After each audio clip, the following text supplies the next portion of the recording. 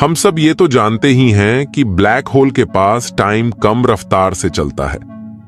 मतलब अगर आप पृथ्वी से किसी ब्लैक होल के पास 2 घंटे बिताने चले जाओ तो ब्लैक होल के पास बिताए आपके 2 घंटों में ही पृथ्वी पर 7 से 9 साल बीत चुके होंगे। हाँ, ये सच है। और पृथ्वी पर बैठे आपके दोस्तों को लगेगा कि आप 9 सालों से वापस ही नहीं लौटे हो, जबकि ब्लैक होल के पास आपके अभी 2 घंटे ही बीते होंगे, क्योंकि ब्लैक होल के पास टाइम धीमी गति से चलता है।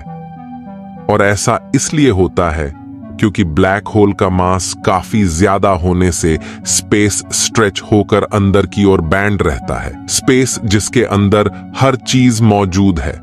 हमारी इंसानी आंखें इस स्पेस को नहीं देख सकती, और जैसा कि अल्बर्ट आइंस्टाइन ने हमें बताया ही है, स्पेस और टाइम आपस में जुड़े हुए हैं। तो किसी मैसिव ऑब्जेक्ट के कारण जब स्पेस अपने नॉर्मल आकार से स्ट्रेच होकर अंदर की ओर बैंड हो जाता है तो इसका प्रभाव आसपास के मोशन पर भी पड़ने लगता है।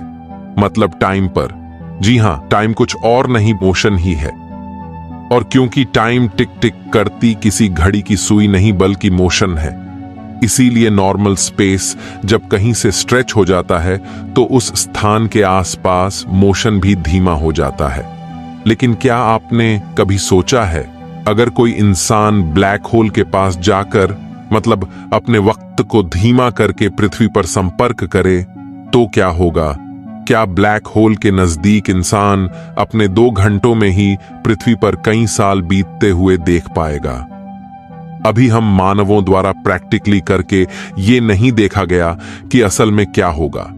क्या ब्लैक होल के पास मौजूद इंसान अपने कुछ घंटों में ही पृथ्वी पर कई साल बीतते हुए देख पाएगा या नहीं? अब तक का खोजा गया।